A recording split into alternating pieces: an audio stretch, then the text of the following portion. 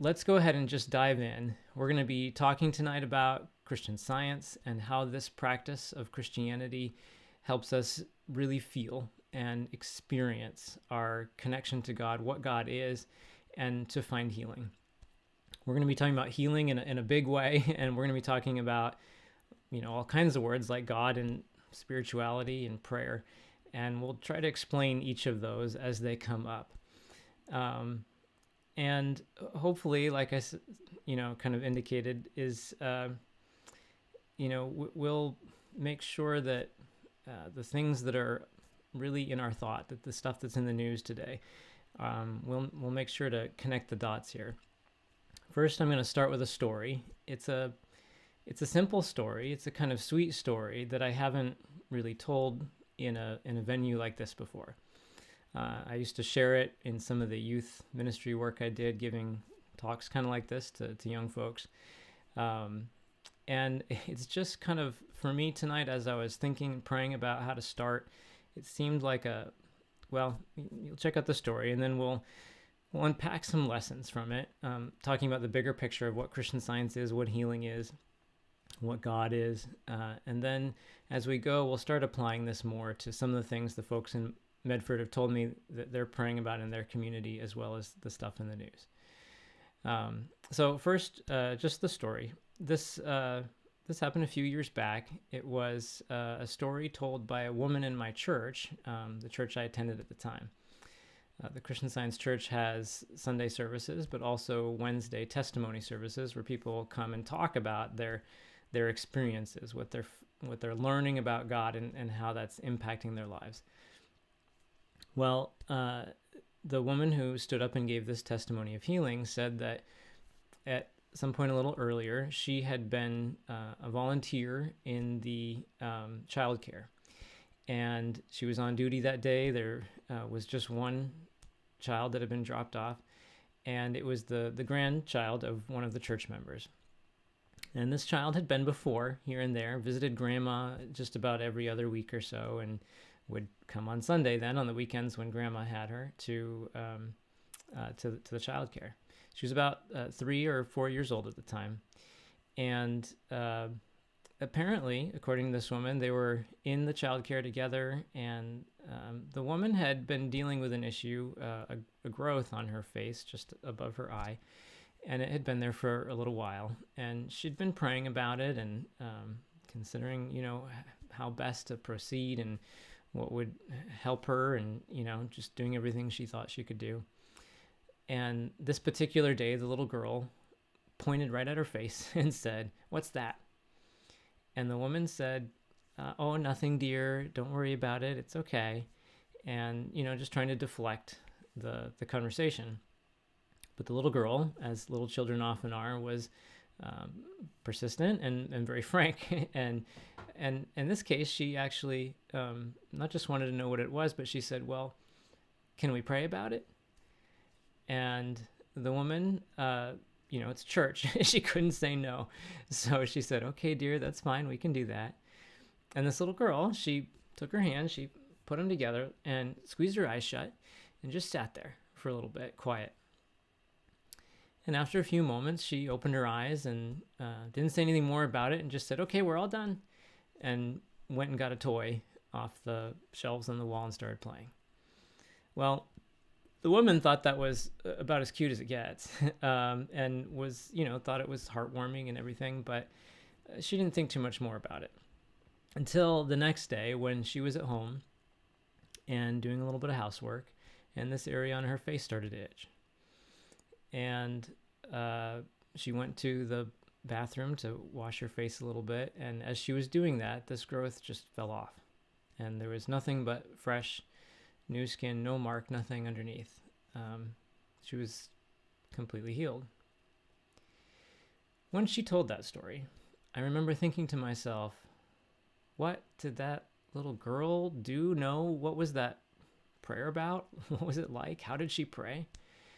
And I don't know. I can't tell you. We are going to explore what prayer is, though, and how it works. And part of the reason I'm starting with that story is because we're about to talk about discovery, and we're going to talk about it. The best analogies, the best ways to unpack and explain it often are to point to other great discoveries in human history, talk about how discovery has moved humanity in human history. And that can sound, like something that's what great people do. But the fact that there are examples in the Bible and modern day examples of even little children discovering something, perceiving something in their prayer of God's nature, of more of the kind of things we'll be talking about in just a moment, and that can have an effect. There's something so natural and so available to every single one of us that, especially when times feel complicated, and especially when we're facing things that feel like global issues and maybe far off and difficult to deal with, to me, I felt like it's helpful to remember that this is a very natural kind of thing that we're talking about today. So let's just unpack the word now. Let's start with prayer, and let's kind of build out from there. I told you the little girl prayed. Well, okay, what is prayer? We're talking about prayer and healing, the relationship between those things throughout the evening. So what's a resource we can go to look at what that means?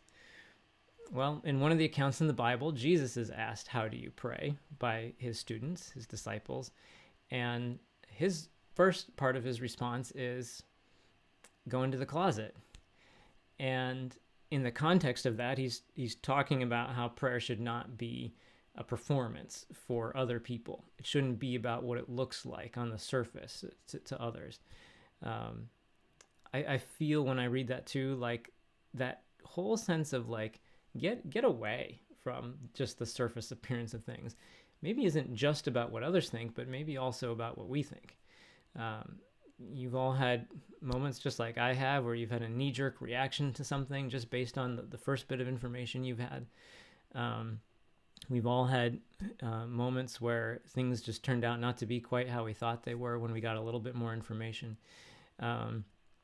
So maybe when we talk about prayer tonight and how Jesus described it, that idea of going into our closet could be a way of saying, take a step back from the opinions of others, but maybe from our own preconceived notions about things sometimes, maybe our own knee-jerk reactions or fear of something.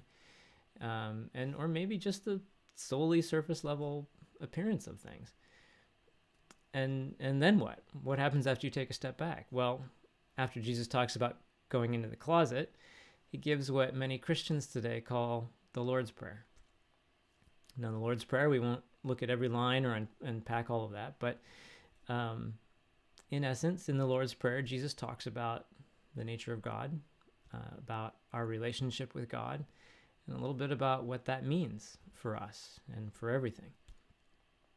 So if we were to look at the broad brushstroke here, when Jesus is asked, "How do you pray?" he says, go into your closet, take a step back from the fear, the reaction, the preconceived notions, the surface appearance, and get focused on the nature of God and on our relationship with God. Okay, so we have a sense of what taking a step back means, but get focused on the nature of God. What does that mean? What is God? Well, God is an infinite subject, so of course there are many ways to think about God, but let's go back to a word that Jesus used for God. One word is spirit. And spirit is an English translation of a word, of course, because the Bible, the New Testament, is written in Greek, and what Christians call the Old Testament, the Hebrew scriptures, are obviously written in Hebrew. Well, that word spirit in both the Hebrew and the Greek, it's a word that gets translated as spirit, but also gets translated as wind and as breath in both the Hebrew and the Greek. So in one passage where Jesus is talking about God as spirit, he says, you don't see where the wind's coming from, you don't see where it's going, but he indicates you can see the leaves moving in the trees. The idea being a little bit like the very air all around us. You don't see the air per se. You don't maybe even think about the air. You don't think too much about your breath or breathing. You might if it wasn't there, if you suddenly couldn't breathe. But it's this thing that's going on all the time that surrounds us, and we see the effect of it. When the wind blows, we see the leaves in the trees or whatnot. Well, another way the Bible talks about God is as love. And to me, this corresponds because love is not something you see, but you can see the effect of love. You can see an expression of love. When love is made manifest, it's in an act of generosity or kindness or selflessness or sacrifice. Another word for God in the Bible is truth. The Bible says God is truth itself, just as it says God is love.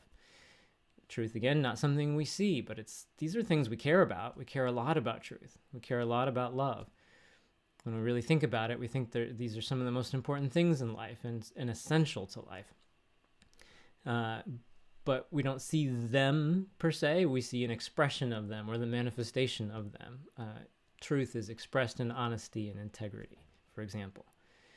So the idea that God is not something we see, but that God is ever present, like the air, and life itself, love, truth itself, a power that is really the power, because the Bible says everything that was made by God, and nothing was made that God didn't make. So the idea, the picture being painted, is a God that is the sole creator, the sole cause, even the very principle of the universe, that is, all that is natural, all that is scientific, all that has any kind of law or purpose behind it, anything that's fundamental to what life really is and ultimately who we really are, comes from this source that the Bible says is pure good. In fact, one last thing I'll say is that the Bible says that the same fountain doesn't send forth both fresh water and salty water. So the idea that God is pure good, that God is love and life and truth itself, and that nothing can be caused by or used for some greater good down the road, contrary to its nature, contrary to love or life. It paints this idea that, well, God doesn't cause evil then, or hatred or suffering. It doesn't use it. And that's a view of God sometimes that we hear about, that God somehow uses suffering, uses the pains of life to teach us for some greater good down the road. But the idea is that life can't give anything but life. That is, life can't give destruction. Life can't give deterioration. Life can't give imbalance, disease. Truth can't give anything unlike its nature. Love can't cause anything unlike its nature. So that this God that is the very source of all that was made and has nothing in it that doesn't come from its nature. That's, when we look around and we see something that looks pretty mixed together of good and some not so good and maybe really bad mixed in. The idea is that what stays, what is inevitable, what is natural to life, to us, is good and godlike. And what is unlike that, which seems to have so much weight often and to weigh heavily on our personal lives, our communities, the world, doesn't have the same basis. It doesn't have the same fundamental nature. It doesn't have an actual power or cause behind it. The Bible talks about the nature of evil with words like temptation and deception and so forth, falsehood, liar. These are all words that are used to describe what we experience. We're not denying that we experience it. But the reason prayer can be a tool for helping us step back from just the surface appearance, which looks like life is quite naturally good and evil, and get focused on the nature of God and on our relationship with God, is because we begin to discover that all that is normal and natural has to be fundamentally good, and these things aren't on the same, they don't have the same weight. We can't deal with them properly, the issues of humanity and in our life, if we see them as having the same weight. Well, let's come back to that idea in just a second and just look at the last part of this, the idea that God is all good, but then remember the Lord's Prayer talks about our relationship with God. Well, what is our relationship with a God like the God we've been describing? Well, one of the very first things the Bible says about anybody, on about page 2, is that we're made in the very likeness of God, and that we're pure good. That's not a one-off concept, actually. It's something that's repeated in a variety of ways throughout the Bible. Jesus said, "Be perfect as your Father in heaven is perfect." And Paul, follower of Jesus, who came just after him, said that we can put off an old sense of ourselves, the old man, put on a new sense of ourselves, which is created to be like God. In the Hebrew Scriptures, I'm going to read you this line. This is from the prophet Isaiah. And he's writing in a kind of poetic way, like it's God talking to us. And this line from Isaiah 43 says, "Bring my sons from far away and my daughters from the end of the earth. Everyone who's called by my name, whom I created for my glory, whom I formed and made." Well, sons from far away, daughters from the ends of the earth, that's everybody. Nobody's left out. Everybody's included. Created by this God that we've been talking about, that sounds pretty good. It says, "called by my name," and in the Bible, the word name means nature or authority, like in the name of the king, by the authority of the king. So made by God's nature, made by God's authority. Did you hear the reason why, the purpose word? It says for God's glory. Now, to glorify something, one of the definitions is to make it known. And we could think about then our relationship to God being about making God known. Well, we could think of that in the sense of like what we say about God or what we do about God or in the name of God. But this isn't actually talking about what we say or do. It's talking about who we are. It's talking about our nature in the very likeness of God, formed and made by God, by God's nature, as we've already talked about, shows up a number of times throughout the Bible. Well, if we're made in the very likeness of God, and God is life and truth and love, the principle of the universe, the source of all wisdom and intelligence, of all beauty, of all that is good, and it needs to be made manifest, it needs an expression, a cause needs an effect, then that's us.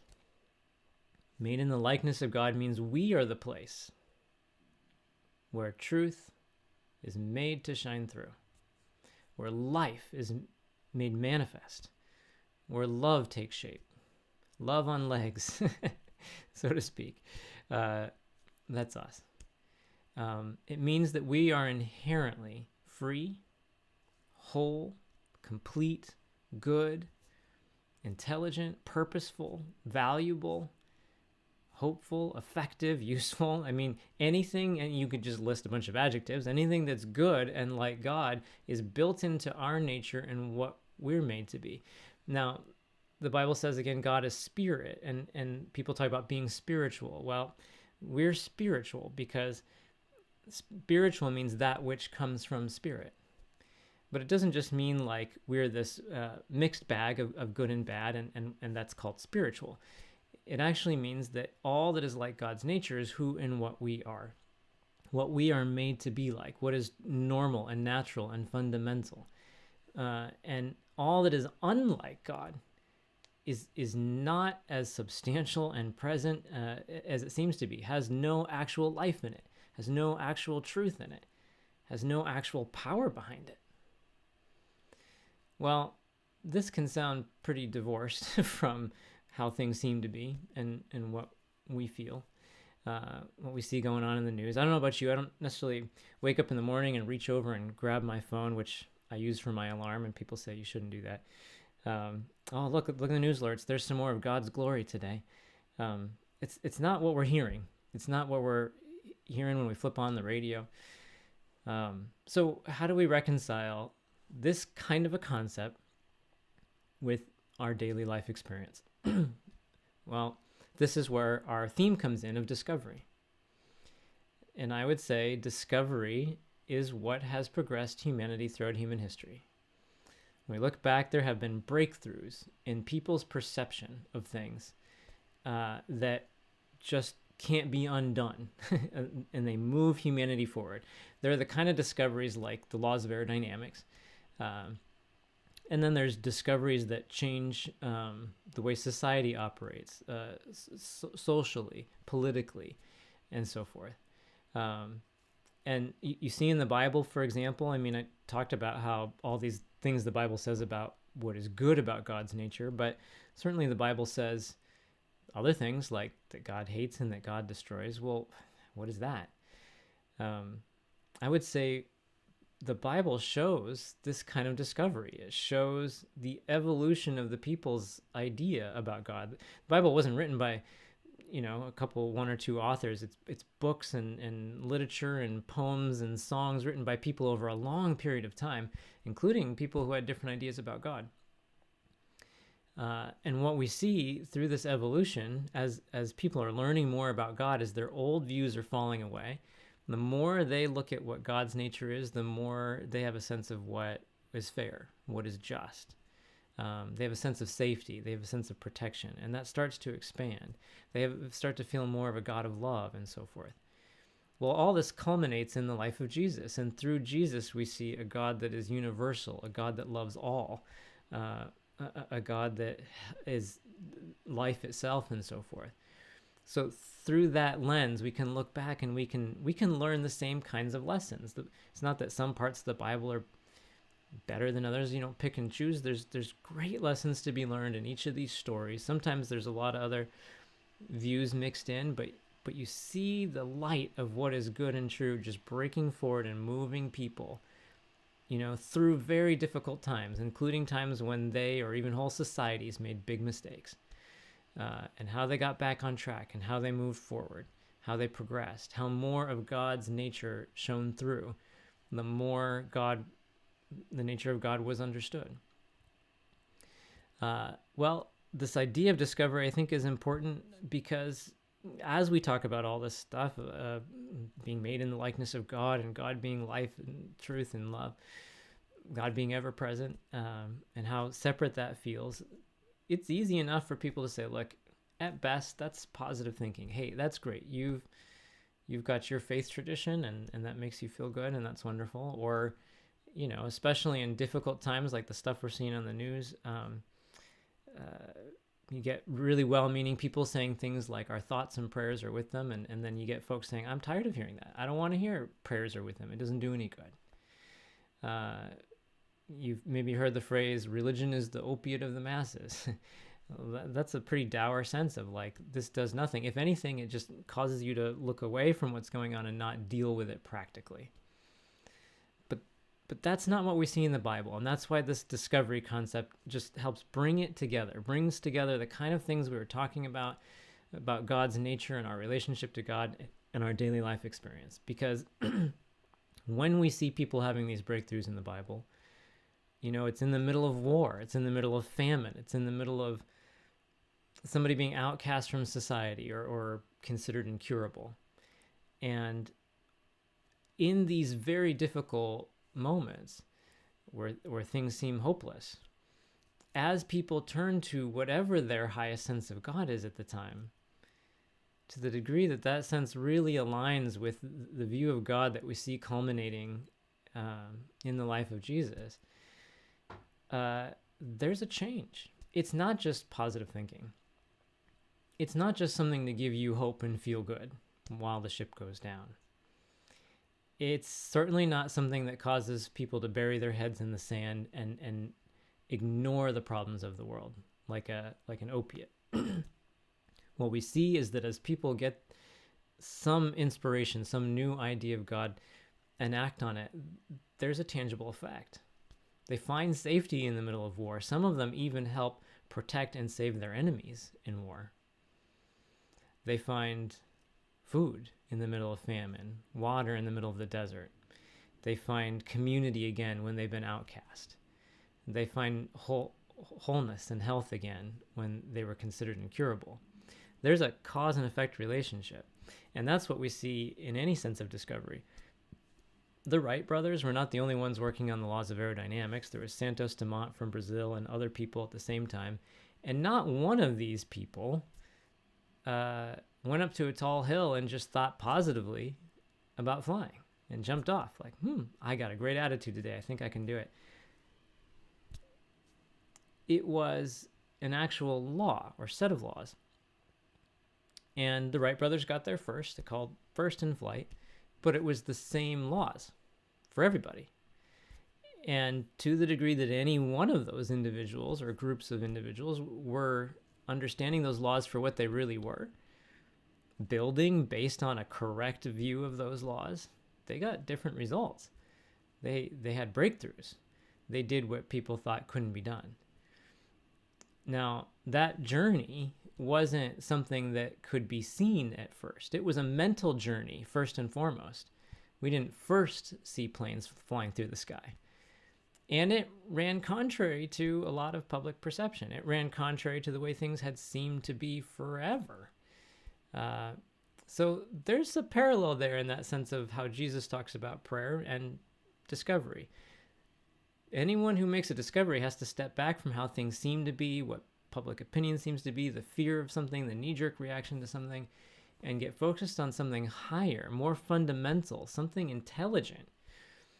And to the degree that's done, and then they act on it, build on it, to the degree we get different results. You see it, like I said, in social movements. We're here now at the beginning of the Women's History Month. We just had Black History Month before that.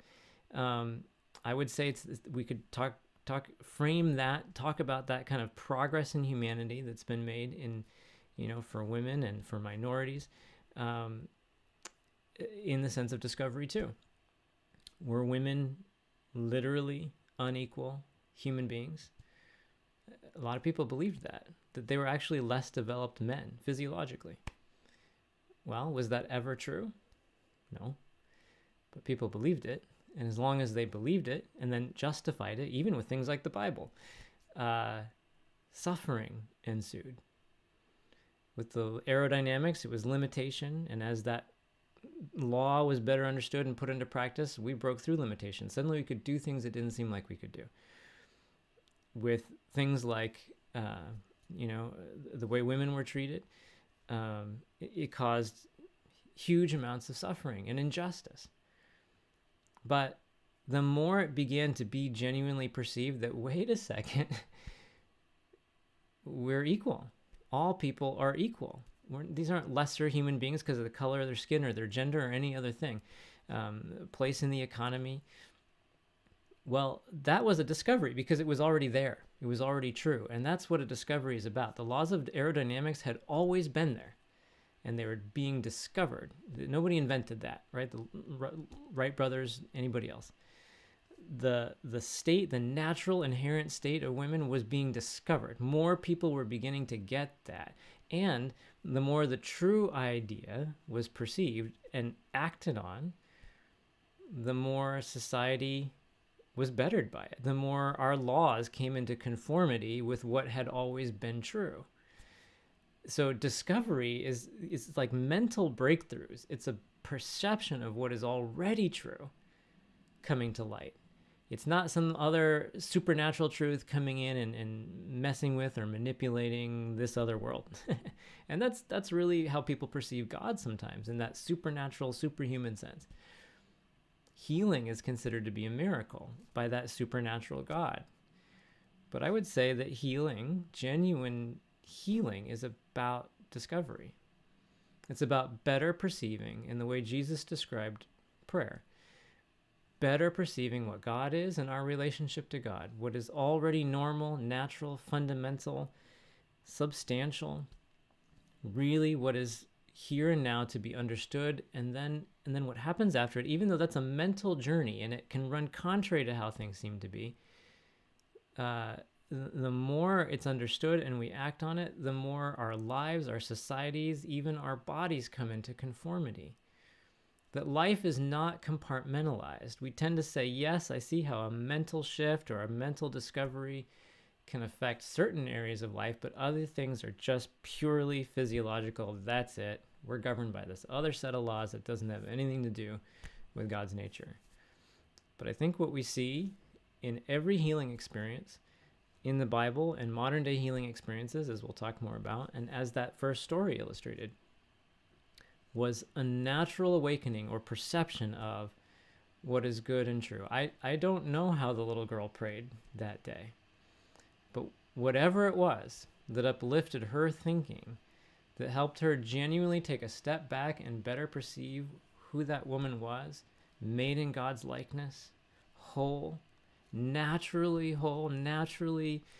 like God-like, pure, free from anything that could attach itself or grow on it that would be unlike that would be, malignant or fearful or harmful in any way. Those are not qualities or characteristics of what is natural. Well, what is it then? What are they? What's happening when we're discovering more of what is good and true? And how does that help us deal with the suffering that comes from a view of life that says it's all mixed together, and that mixture is natural in our health or in anything else? Well, one little analogy that's been helpful to me is that if I wrote 7 plus 3 equals on my imaginary board here, you all know that 7 plus 3 equals what? 73. No, 10. Yes. But it doesn't look like it just on the surface. That's a mathematical fact. 7 plus 3 equals 10. Mathematical fact. But if you only had a surface level logic to work with, you didn't know the principle of math, and somebody told you the plus sign means you put them together. So you look at it, you say 7 and 3 plus, put them together, 73. Got it. And then somebody said, no, it's 10. And you look at that and you go, how do you get a 7 and 3 turns into a 1 and a 0? That doesn't make any sense. There's just nothing that makes sense about that. Well, it runs contrary to the surface appearance of things. It runs contrary to surface level logic. And yet it's a mathematical fact.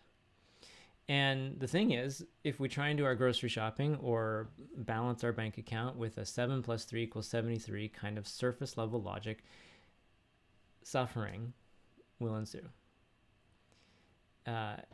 And as we get a better idea of the principle of math and test it, put it into practice, 7 and 3 equals 10. Let me just try that out in the grocery store today.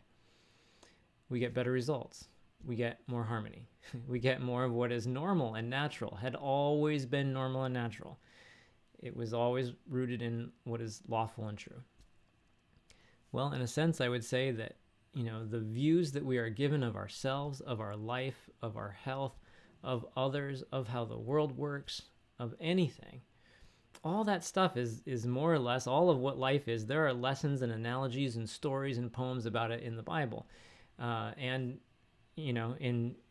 life today, we see people making the kind of discoveries that the Bible illustrates, that Jesus talked about, that Jesus' teachings helped people understand, that Jesus' life and example, his healings, the way he helped people illustrate. We see examples of the 7 plus 3 equals 10 kind of logic and the effect that has. And we also see that in every one of these circumstances, somebody was operating on a what seems like a very reasonable, undeniable kind of logic. Like if you are a certain age and you have this in your history or family's history, you could very well get the same kind of growth on your face that somebody in your family did before you. Well, there's a certain surface level logic to that. But what happens when somebody comes along and it becomes clear that logic doesn't actually pertain to you? It actually never pertain to anybody. And more of what is true is discovered.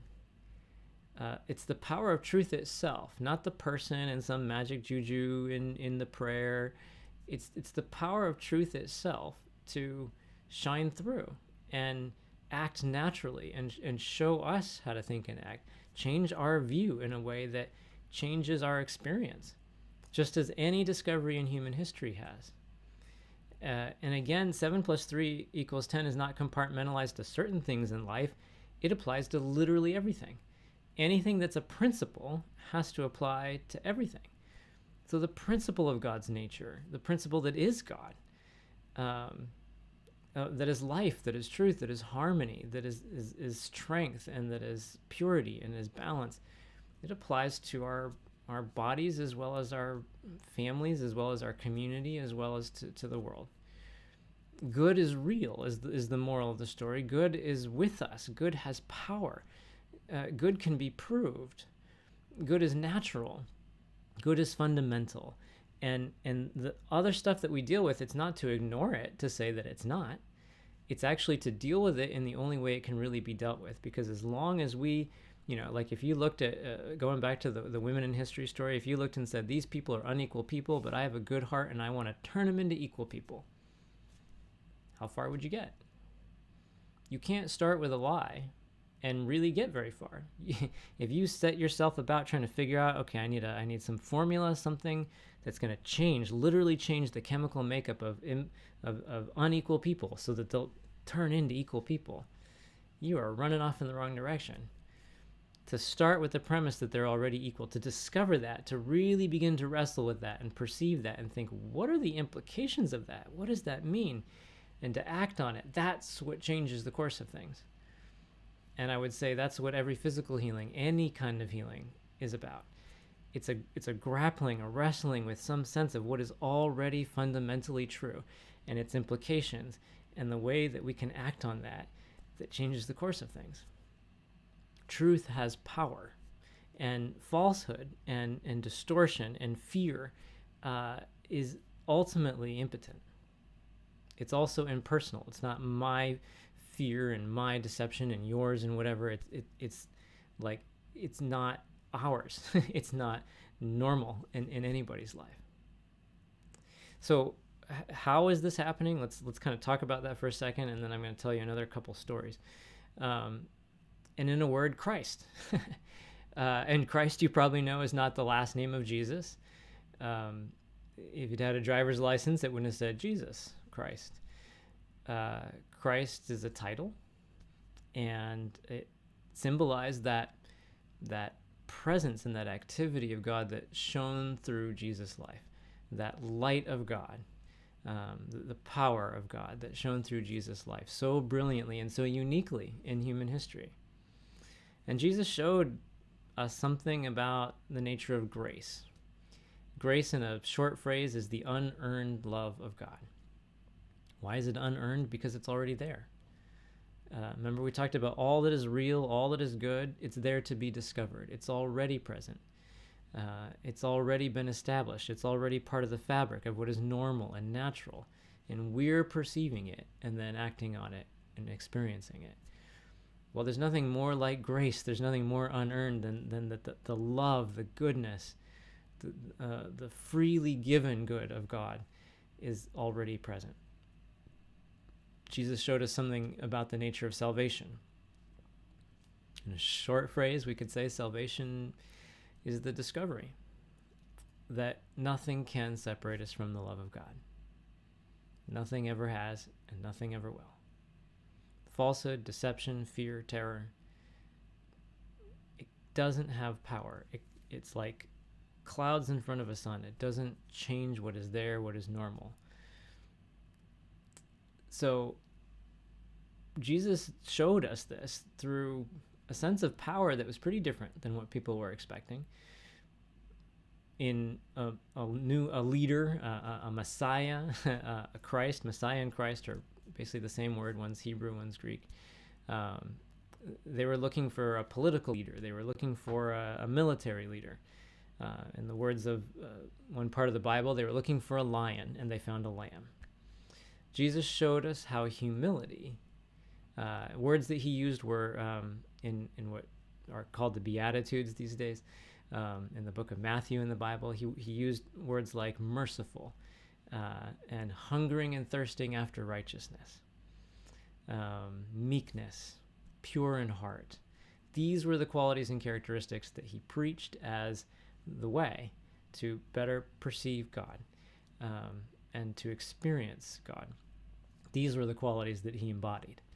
So he showed what happens when that level of love, that level of meekness, that level of hungering and thirsting after a true sense of God allows the light of God to shine through so brilliantly that it moves off those clouds, that it causes people to better see what and who they already are, what is normal and natural in their world, in society. Jesus showed us how the truth about God's nature uplifts. It pushes off those 7 + 3 = 73 kind of views of life that trap us and cause suffering and move us forward. Well, that same Christ, that same presence and activity of God the same light of God, the true idea of God coming to humanity, is always with us. It didn't start when Jesus arrived. It didn't leave when Jesus left. It's ever present because God is ever present. So God's action is ever present. Whatever we face, I know the folks in Medford, we talked before tonight about the kind of things they're praying about in their community, and they mentioned things like, poverty and economic divisions and housing shortage and homelessness, but climate change and things like that. And certainly now, we talked before the stuff with Russia and Ukraine, undoubtedly praying about that, as I think many of us are. Whatever it is that we face, this true idea of God, this presence and activity of God that is always with us, it leads us, it reaches us. That's what Jesus was showing. That's what Jesus' life was. It wasn't come up here to where I am. It's how divinity reaches humanity and is made manifest in our understanding, in our lives today, in a way that just step by step by step leads us to the next idea and the next idea and moves us forward in discovering and proving what is normal, what is good, and what is true. That means immediate solutions in the middle of a disaster, an emergency. It means long-term solutions when things really need to change in the way society is approaching stuff. And so in any of these things that we're praying about, it's that concept of what is God? What is and what is our relationship to God? And what does that mean? And what are the implications of that? Opening the way for us to walk in it, to feel that light, to feel uplifted by that light, moved by that light. That little girl, what did she know? It was not a hugely intellectual thing. It was something that she perceived and maybe more than anything just felt. Her family, her mom and dad weren't even churchgoers. Her grandma was. She'd only been to the child care a few times and talked to what grandma had to say. Whatever it was that was embracing her and helping her feel like she had the right to say to the woman, can we pray about that? That there was something bigger, something more natural, whatever it was. It's the same. It's the same for all of us. It's the same for us listening here today. It's the same for the folks in Ukraine. It's the same for people in Europe or anywhere else in the world. That presence, that activity of God, that true idea of God reaching humanity, there's no limits. It's what we see going on in the Bible when people's lives are turned around. A story that just kind of to talk about this in practical terms again, is and relating to some of what the Medford folks are praying about in their community right now, about housing shortages and economic difficulties. In the crash in 2008, I guess it was, the big economic crash, I had, previous to that, been out of college and saving up a lot of money and had the idea, I was in finance, that I wanted to get into the work that I'm in now, into this public healing ministry of Christian Science. And I'd made that transition just before the crash. I'd also bought a house, but I'd rented out the house. And when the crash came, shortly after that, the renter moved out, and it kind of seemed like the whole world was crumbling and there wasn't a lot somebody could do about it. I had a decent amount of money saved up, but after a year and a half or 2 years of paying a mortgage without having a whole lot of income, I hadn't built up much of a practice yet, didn't have a whole lot coming in. My savings was whittled away until I had nothing left. At that point, I'd been trying to sell the house, but I couldn't sell it because the house value was diminishing as everything was crashing. Couldn't get anybody in there to rent it, couldn't seem to do anything. Until I had creditors calling me. And I had never had a late payment on anything in my life. I was always extremely financially responsible, lived within my means and so on. It just seemed like everything happened all at once and in the kind of perfect storm scenario. And obviously a lot of people suffered from that. Well, I remember praying about it, but I think for a while my prayers were pretty surfacey. I would pray and then look for some other outward kind of thing to make it better. Meaning, I would pray and try and get a sense of comfort and God's control, but then ultimately, I got somebody who said they'd buy the house, and I felt good, not really because God was power and providing all good, but because I had a buyer for the house. Well, without going into all the details, I ping-ponged back and forth for another 6-7 months in this process where the buyer couldn't get their financing, and then I was distraught again and was praying, and then the buyer got some financing, but now the banks that held the mortgage for me didn't want to accept it, and so back and forth. There would always be something that would come up where it looked like everything was going to unravel, and then I was back to praying, and then when the outward surface level stuff looked good again, then I was feeling good again. Maybe you can associate when things seem like they're good and we feel like great and my prayer's working, and when they don't, then we feel like, oh gosh, okay, God, where are you?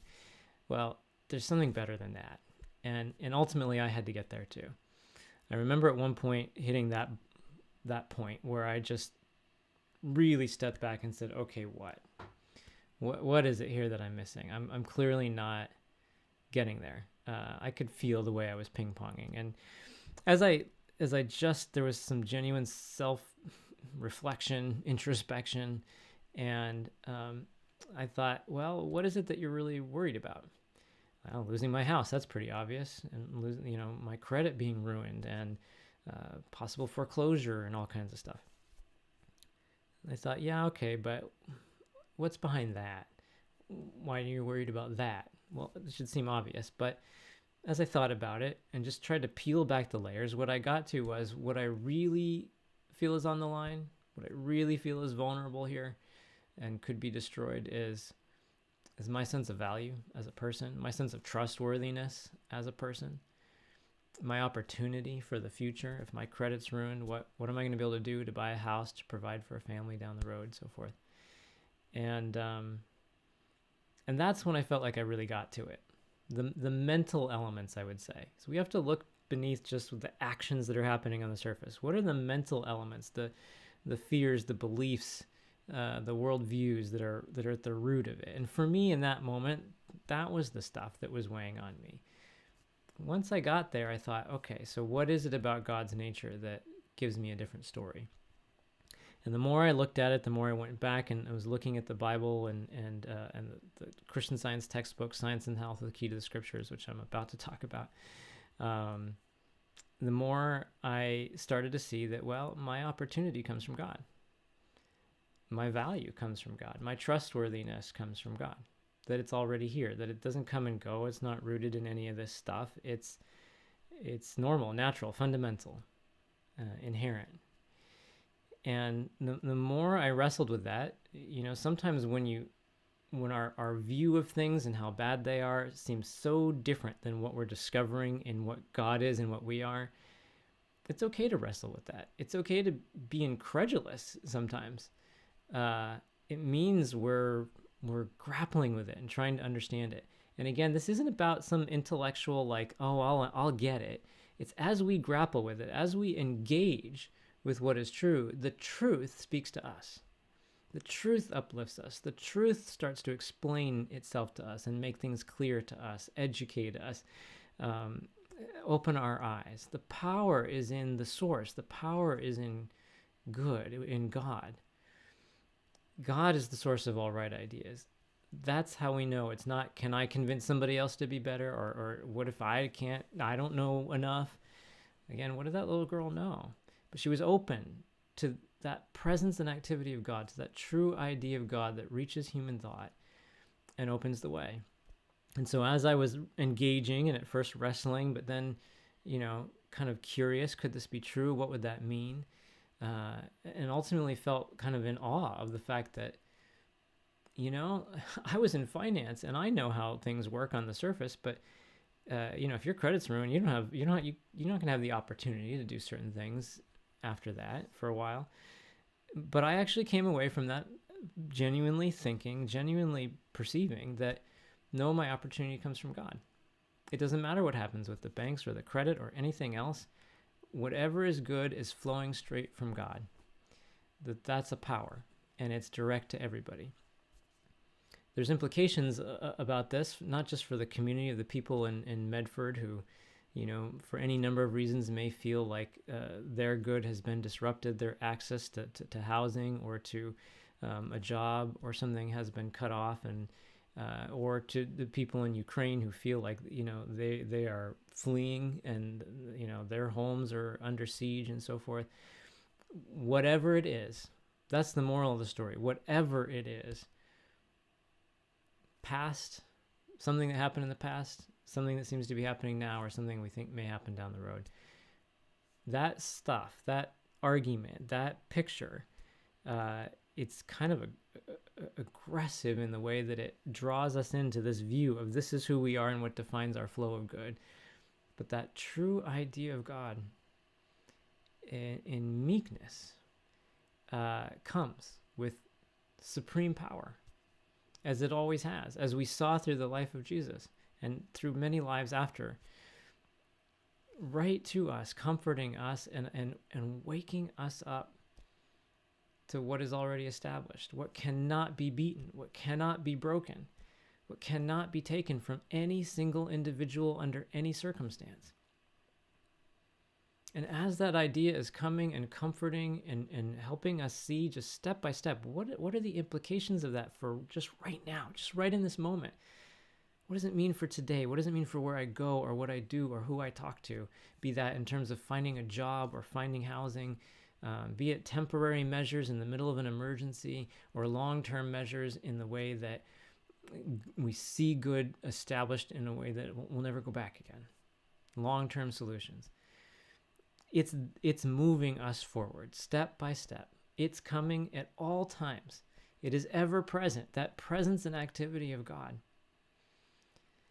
And what I felt as I perceived that more was like my good is not in this stuff and in the buyer and in the banks and whatever. And suddenly I was just on a more solid ground. And the outward circumstances, they got better.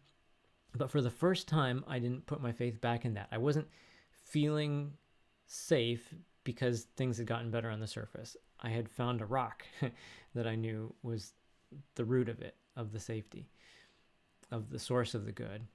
And we went along, we got right up to the day before it was about to close, and then something was discovered. A squatter had moved into the house during all this time, had done tons of damage to the house. Looked like the whole thing was going to unravel all over again, but for the first time, because I hadn't put my faith in the surface situation, I was not rocked by it. At no point did I feel like, I was disappointed that it happened. I was kind of shocked that it happened, but I didn't feel like I was vulnerable to it. That the good, that my opportunity, my value, my trustworthiness, any of those things could be touched by that. And as I prayed it through from the standpoint of that security of good, that flow of good that was there for everybody, an idea came, a way to rectify the situation, repair the situation, almost unbelievably, given how volatile everything had been. The buyer, the banks, nobody blinked an eye. We resolved it, and then it was done. And from that time forward, in the next 6 months, my practice started to pick up. My income started to pick up. I was asked to do some special projects, and somebody that had helped years ago with a thing in my previous job, a legal matter, had settled something. I just did it to be nice. It was a colleague, it was a friend, and a check showed up in the mail, paying off the last amount of debt that I had accrued trying to sell the house. I was in the black, and I was steady, and I moved forward, and haven't had to deal with that kind of stuff again. Step by step, ideas move us wherever we seem to be, whatever seems to be going on.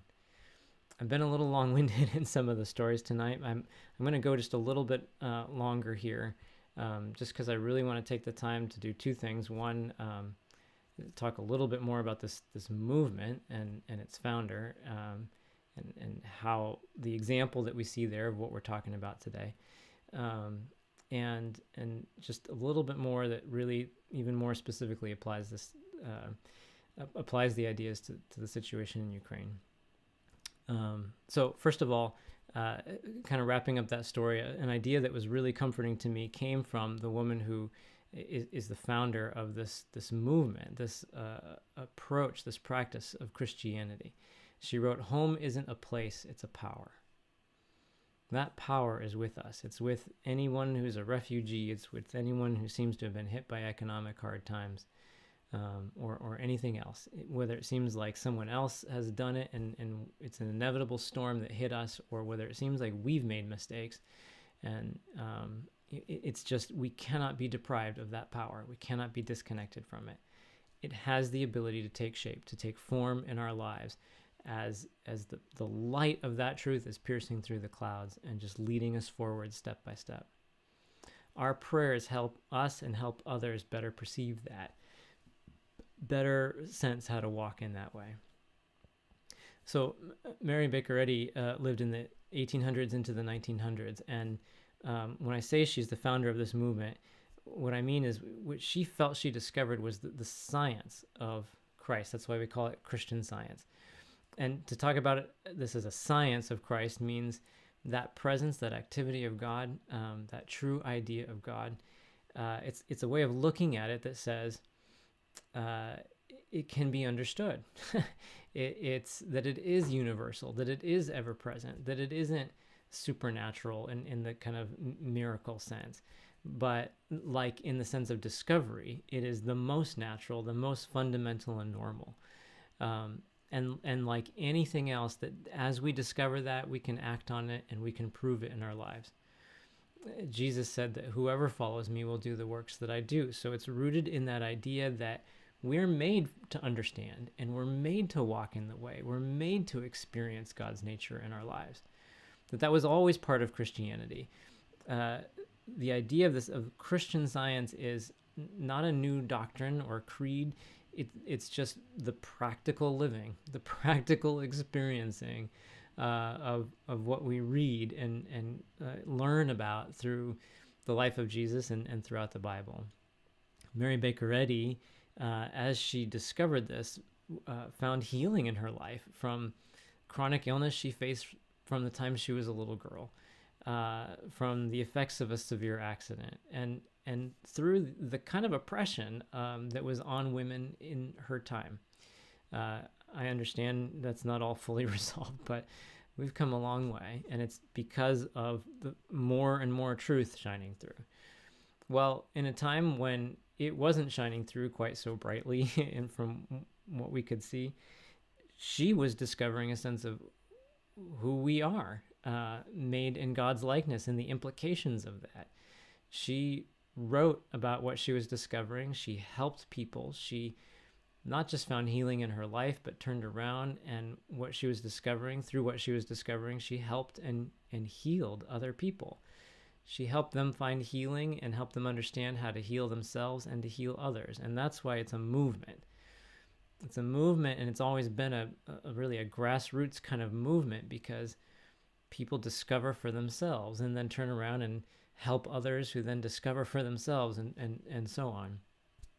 It's always been a healing movement, because healing is about connecting the dots between this, universal, eternal truth and our lives right now and in every moment, despite the perceptions of the time, the era, the place, the age, the personality, any of those other things. Just what is God's nature, and what does that mean about us? In a time when women weren't thought to have any authority whatsoever on spiritual matters, she wrote this book, Science and Health, with Key to the Scriptures. And this is a book about the Bible. It explains how we live the Bible today. It explains how we follow the teachings of Jesus and genuinely experience it. The last 100 pages of this book are all stories of people who wrote in, who were cured of things that had been diagnosed as incurable. They had just transformations in their lives, not just physical healings, but many of them are in awe because as they write in their story, they're talking about, from all different walks of life, how incredible it is that this is real. God is not just real in a afterlife sense, but the good of God is real now, and it transforms in some cases their whole character and the way that they've been living and treating other people. It's a holistic, uncompartmentalized kind of a thing. You can't say I'm whole over here, but not equal over here. Don't have access to good over here.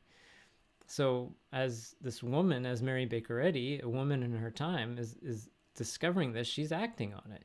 She's not trying to upset the apple cart. She's just saying, well, here's what's true, and I'm going to act on it. She spoke at a time when it was literally considered immoral for a woman to speak in public. She was just sharing, and it attracted a lot of attention because it wasn't just talk. It was people were experiencing it for themselves. She pioneered in things like copyright and was a great philanthropist. And at 87 years old, she started the Christian Science Monitor, which many of you may know is now an international newspaper. And I mean, there's just another one of those things, right? We say, well, women can do this, or people with money can do that, or people of a certain age do or don't do certain things. But when our worldview is just rooted in, okay, God, what are you? What does that mean for me today? What are the implications of that? Well, that can get us through really difficult times, but it also helps us press forward in making the kind of discoveries that advance humanity, that break through in great ways. 87 years old, starting an international newspaper. It wasn't about age. It was just about what was needed. It was about what was right. It was about the power of truth. If it's a right idea and it has truth behind it, it can be done. There's no other criteria. There's nothing else that weighs on the ability for the right idea to have success. She started magazines that are still around today where everyday people write in and talk about the kind of healings they're having, the kind of ideas they're discovering about God's nature and what it means for us today. And she started a church like the one who, is sponsoring this talk today. Just looking at everything from a spiritual basis, reasoning out from that spiritual point of view. It's not about any individual self-generated power. It's about the principle of what is right. I'm going to read you a quick quote from this and a quote from the Bible. From Science and Health, Mrs. Eddy wrote, "The conceptions of mortal, erring thought must give way to the ideal of all that is perfect and eternal. Through many generations, human beliefs will be attaining diviner conceptions, and the immortal and perfect model of God's creation will finally be seen as the only true conception of being." There's a lot packed in there. She starts the next sentence with the word science. She's talking about the science of Christ. She says it reveals the possibility of achieving all good and sets mortals at work to discover what God has already done. So those old concepts are being overturned, and the perfect model of God's creation is being seen and proved. This connects with something, with quite a bit in the Bible, but with another line here that I want to read to you. And this is from Paul in 1 Corinthians. He says, "Now we see things imperfectly, like puzzling reflections in a mirror, but then we will see everything with perfect clarity. All that I know now is partial and incomplete, but then I will know everything completely, just as God now knows me completely." There's that same sense. It's all there, and it seems mixed and distorted, but we're discovering it, and step by step we're proving it. It's not about burying our head in the sand. It's about working this out in the only way it can really be done. So again, I know we've gone a little long, and normally I try to be really diligent about that tonight, just because of so much of what's in the news, and I think the desire to apply this just a little more to Ukraine. I'm going to go just a few more minutes. Hopefully you've seen connections all throughout, but let's just, if you're willing to hang in just a tiny bit longer. I'm going to tell a story that it was published a long time ago in one of those magazines that Mary Baker Eddy established for people to write into. And it's a story about two women who were called and asked to pray by somebody who I assume was also studying Christian Science. I can't imagine, well, I don't know, but that seems to be the assumption. But this person was a Secret Service agent, and they were responsible for protecting the president on a trip that was coming up, where the president was going to be there to give the dedicatory speech of some new monument. And the reason he was calling these two women who were Christian Science practitioners, again, someone who's available to pray with others for healing, he called them. They were members of that community, and he asked if they would pray for their community and for the event that day, for everybody's safety. And they agreed. And in the end, the event was, I didn't tell you the key part. The reason he was making that call was because the Secret Service had uncovered a plot to assassinate the president at the time he stood up to give the speech. So, of course, they were doing their job, securing the area and being really diligent about that. But he'd asked these two women to pray for their community. Well, the day went fine. There was no assassination attempt, and it was all smooth.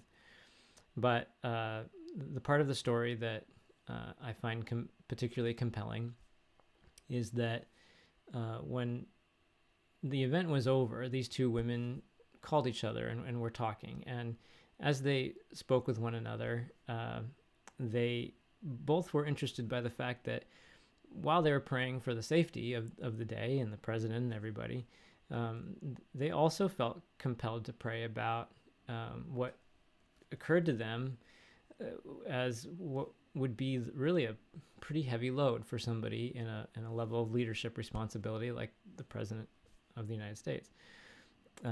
And almost more than safety, they just felt like impelled to pray about this. And they talked about the ideas that had come to them in the Bible and how they'd prayed. Well, when the event was over and the president was back in Washington and the press secretary was talking about the event, the press secretary wrapped up their comments about it by saying that the president reported that on this trip, he experienced the lifting of a crushing mental load that had descended upon him when he took the oath of office, and from which he'd had no release until this trip all of a sudden. And whereas when we talk about praying for our community and the world, you can draw the line a little easier when you say, well, I prayed for this person or for myself and things got better. It's harder. It's harder to connect the dots and say, well, I prayed about this community thing or global thing and it got better, it didn't get better. Are my prayers doing any good? Did the prayers of that woman have an effect on the safety of the audience that day and their community? It's hard to draw the line. What I like about the story is that I feel like there's a little bit more of a direct connection that can be traced in what would seem like, a kind of almost random idea to come to two different people separately to pray about, and then for the press secretary to report on that at the end. But what I really like about it too is that it shows that it matters, or at least it points to the idea that it matters. I think, we have people who pray throughout human history, and certainly despite the difficulties that we face, the trajectory of humanity is we are in a better place than we were 100 years ago and 100 years before that. There is, by almost every measurable scale, more equality, less disease, less famine, less illiteracy, and so forth. We're moving. There is a lot left to do, and when there are very difficult things happening in the news, it can feel like we're on the precipice of something potentially terrible. The UN report about climate change comes out, and we can just be bombarded with this feeling of, oh my gosh, what may be coming? But that kind of news isn't new. It's been coming to humanity all along the way too. The question is what we do about it. Just burying our head in the sand and praying in a way that just comforts ourselves and then kind of assuming everything's going to be fine isn't isn't enough. But taking on the world's burdens as if, like we talked about women being actually unequal and then trying to turn them into something equal, whether through prayer or through a formula or through anything else, that's not quite right either. If we take in the news as, oh my gosh, this terrible stuff is there, what do I do? How do my prayers change it? We need to take a step back. The prayer that begins to help us discover the actuality of good, the actuality of the power of the idea that home isn't a place, it's a power, that's with everybody, that fearlessness is with everybody, discretion, a sense of what is just and right is actually with everybody. Courage is with everybody. Whatever it is that seems to be lacking, that's for us to take that step back and just begin to discover that. We may feel incredulous at first. It seems so divorced from how things seem to be. But that's okay. It's okay to start there, because our prayer is not about trying to just believe it so hard that we affirm it and declare it and hold on to it. It's more about the way truth moves us, uplifts us, takes the burden off of us, and helps us see what is good, removing the burden from our neighbor, even from our enemy, whoever that may seem to be at the time. I heard a story the other day. I won't tell the whole thing, but it was about a war correspondent who was in the middle of a very famous kind of difficult situation, and was attacked by a mob. And in that moment, his mom woke up on the other side of the country in the middle of the night and felt compelled to pray for her son.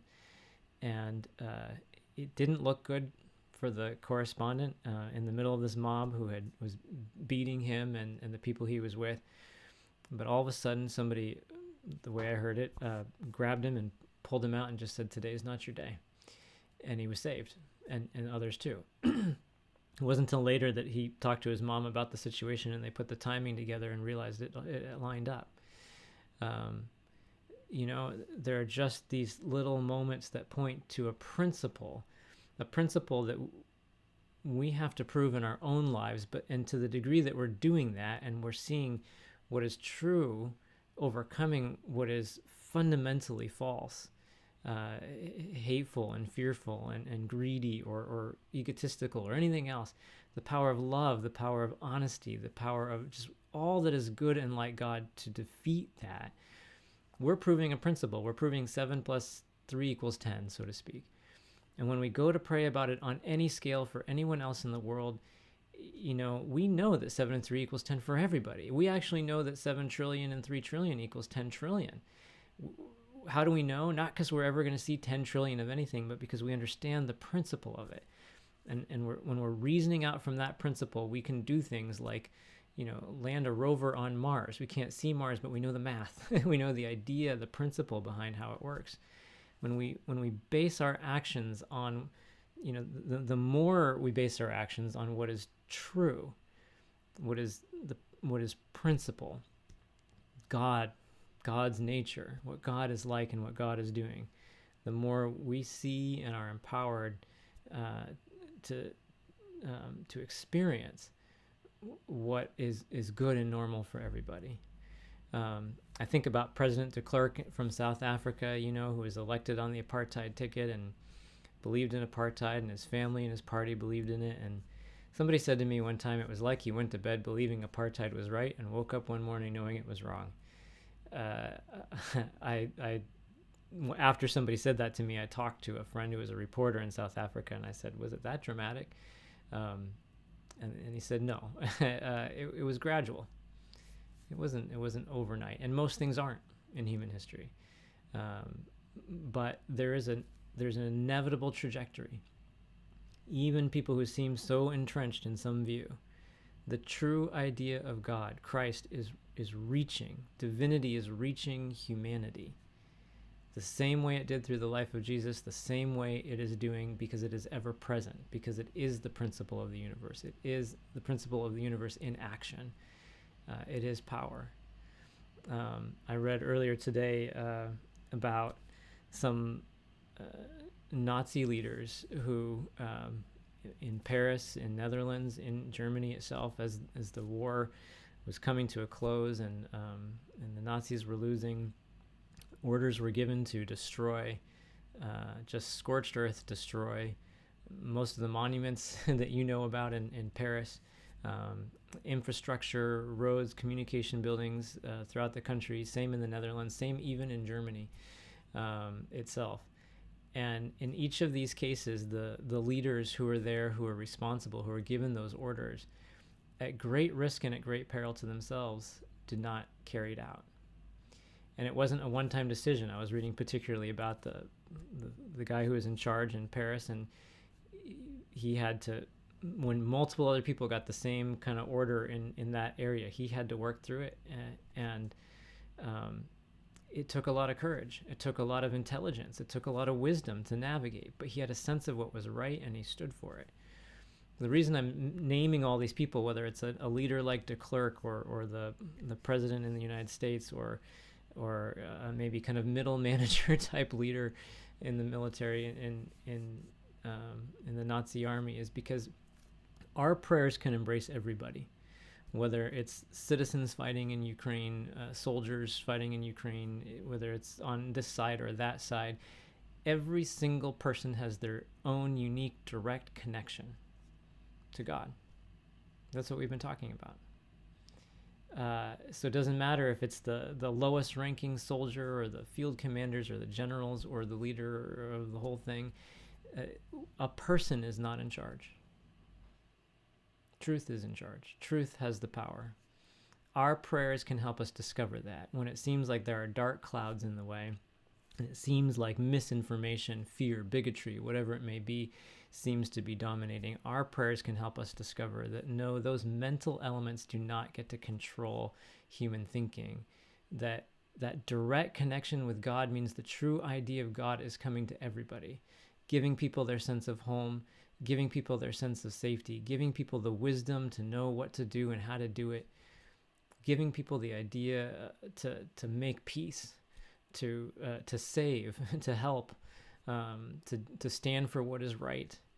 And in no point in human history has any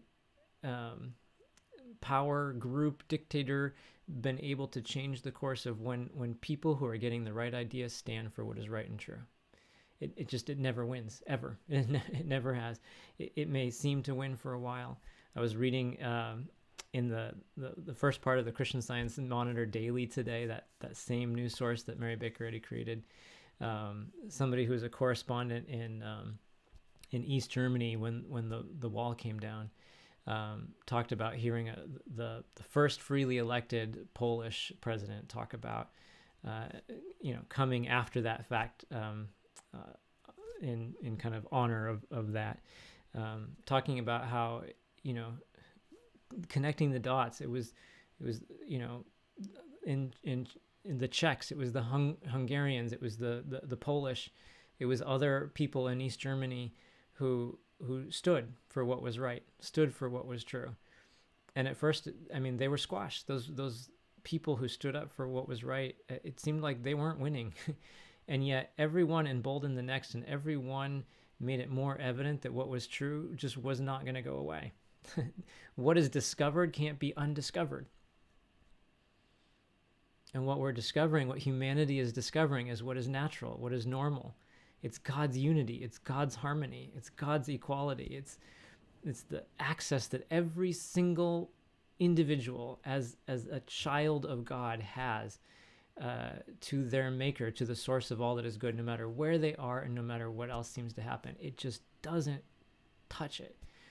And the more people see and stand for that, the more the impetusness of anything contrary to it is shown for what it is. It never had power. The belief that it did and the people who acted on that belief caused suffering. Yes, we don't deny that. But how do you overturn it? The suffering ends the more the truth is seen and the more the truth is acted on. And that truth is what just is omnipotent and has the power. We've seen it from Bible times all the way through human history and up till now. In the Bible, we have great examples: Moses, Daniel, Deborah, Esther, Paul, Dorcas, Jesus. I mean, you name it. It cannot be crushed out. We tell these stories and we remember and we learn the lessons and we apply the principle in our life because we see again and again it wins. There's one way forward, and it's through truth and love. And they're unstoppable. Discovering what life is just can't be turned back. Thank you for hanging in there the extra time. If you'd like to ask a question at this point, that's great. Feel free to type one in. We'll stick around just a little longer. Actually, a question did just come in. Somebody says, what if there's someone suffering that you want to pray for, but who doesn't believe in prayer? How do you deal with their suffering and maybe even, their disbelief or anger that they're feeling? Well, we talked about, praying for everybody really in the world right now. And certainly there's a lot of folks included in that have a whole variety of different ideas about God, or even that there is no God. People who didn't believe planes could fly couldn't really change the trajectory of things when, folks who were discovering the laws of aerodynamics were building a plane. Belief is actually not a key ingredient here in discovery. I think that there's more that could be said about how we can pray for people, especially if they ask for prayer. That's maybe a bigger subject. But just applying some of what we talked about tonight a little bit, sometimes the hardest part is looking at someone who seems unreceptive. Again, that could be someone you want to pray for, who's just so afraid of their problem that they have no hope, they have no desire to look to spiritual things.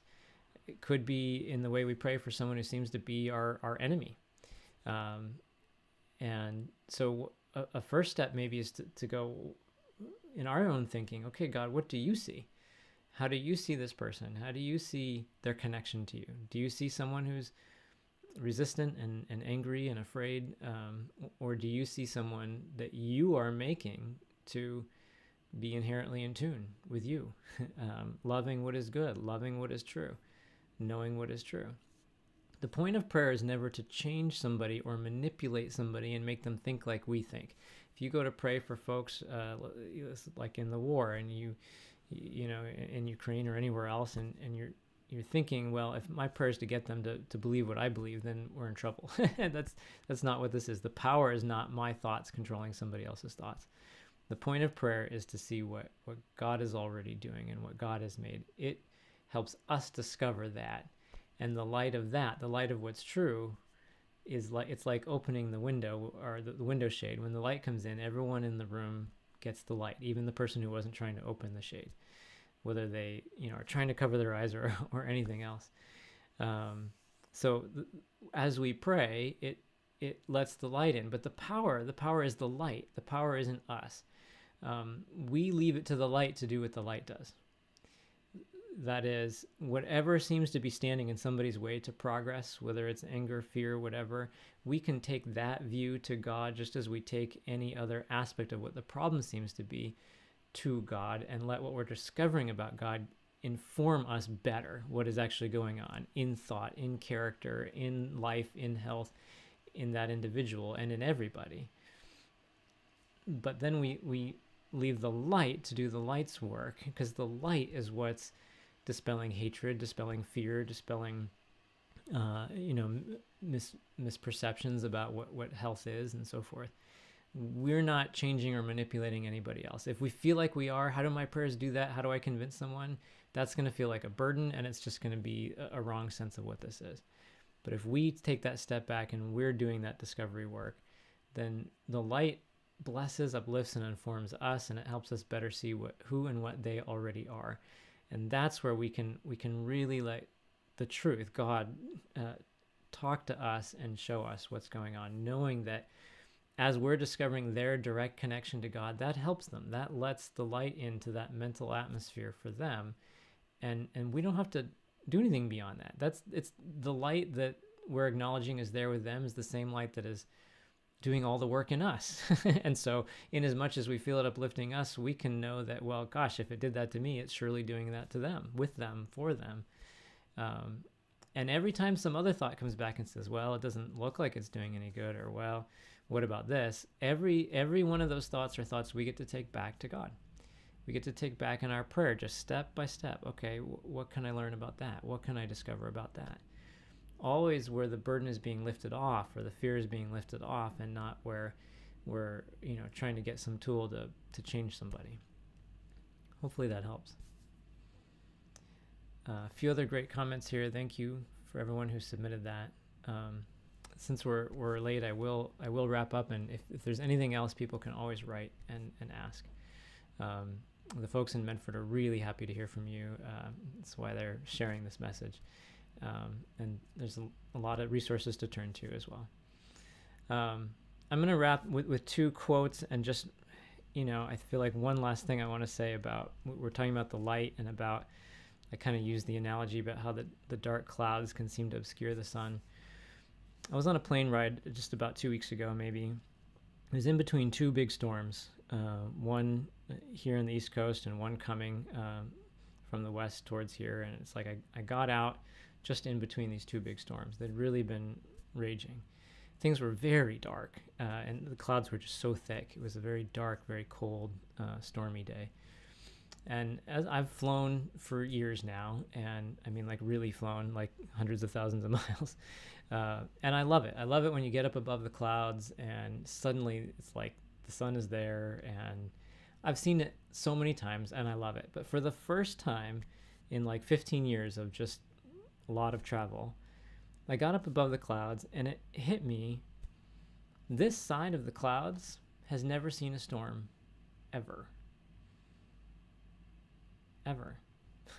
It's not just that we can get to the other side. It's that from that perspective, from the perspective, so to speak, of the sun hitting those clouds, it has never seen a dark cloud.